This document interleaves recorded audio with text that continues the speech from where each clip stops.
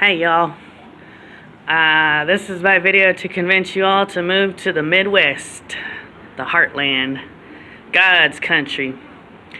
So I have lived in California, Texas, and Nebraska, which is funny because it's like a triangle. But I was raised in California, Southern California, but then my dad attempted to rape me, so kind of shows that there's a lot of evil in California. I'm sure there's evil spirits of lust just flying all around Southern California. I know there are because I just know. I lived there as an adult too. So then we moved to Nebraska because that's where my grandma was, my dad's mama. And she was a good woman. She had like 20 acres of apple trees, an apple orchard in. She was right on the border of Iowa and Nebraska in Missouri Valley. Missouri Valley. Well, you could call it Misery Valley. She bought an apple orchard in Misery Valley. What was she thinking? I don't know. It was probably cheap. Then she got to retire in Hawaii. She was a hard-working woman. She probably worked till she was 80 years old. Cooking, cleaning. I would help her clean her bed and breakfast. In Iowa, I would go hiking all around the hills, all around her property. And there was like this really tall stinging nettle. I ran through it. I didn't know it was stinging nettle. Come back to her house, I got like red bumps all over my arms and legs. She put calamine lotion all over my arms and legs, which is like a pink lotion, to relieve the burning feeling, and I felt better. But I guess that's one reason people don't want to live in the Midwest, because of stinging nettle and snakes and ticks. But that's the price you pay for the beauty of nature. Mother Nature is dangerous and fierce, but beautiful, like women. Anyways, Nebraska's beautiful. All y'all should move to the Midwest. Enjoy the beauty of the snow and the winter.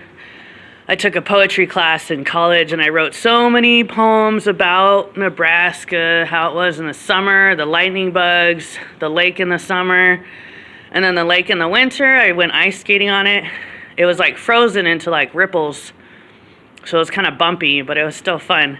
And we had a friend from church where they would measure the ice to make sure it was safe for me to go skating on. We had a really good church family there at Country Bible Church in Blair, Nebraska. And it was just great. I mean, that's probably the number one reason I'm as Christian as I am today was my 5 years in Nebraska. From age 9 to 14. We had a great church. I had great Bible studies. That's when I memorized really, well, at least half of the Bible verses I memorized. I was in Awanas at church. You know, good old Nebraska people. You know, they go on hay rides. They wear plaid shirts. They have tons of kittens and barns and cornfields and horses. It's a beautiful place, the Heartland, God's country. Anyways, then I came to Texas, and my goodness, it's been crazy ever since I've been down here. There's pros and cons about Texas. The people of Texas are very rugged and strong, but like kind of mean. Nebraska people are very soft. Texas people are kind of mean. Maybe it's because it's so hot down here. I don't know. California people are smart. That's the main thing I can say about California people. They're all very, very smart. Because you have to be. It's survival of the fittest in California. If you can't get a high-paying job and pay your high mortgage, you don't survive. You're screwed. So you got all the geniuses in California. You got the mean people in Texas. and then you got the beautiful soul people up there in the Midwest, you know, in Nebraska and that whole area. They all have beautiful souls. Maybe because of the beautiful nature. That would make sense. You know, you want to connect with God, you got to go out in nature. Climb a mountain, go out in the forest, you know, walk through a field of flowers. And then you connect with God and you appreciate God more and you love God more. Yeah, like in California, you don't really see the beauty of nature. So people are atheists, godless, you know, sinners. Nobody cares about God in California. They pretend to. They pretend to. Everybody's a poser in California. Man, I had this friend. I worked with him. He was a Bible study leader of the 5th and 6th graders at our church. and then a high school youth group leader, and I worked with him at a school. It ended up that he was a child molester. Who knows how many kids he molested? But he sure could talk the talk, but he couldn't walk the walk. And that's like probably 80% of the people in California. They can talk the talk, but they can't walk the walk. You know?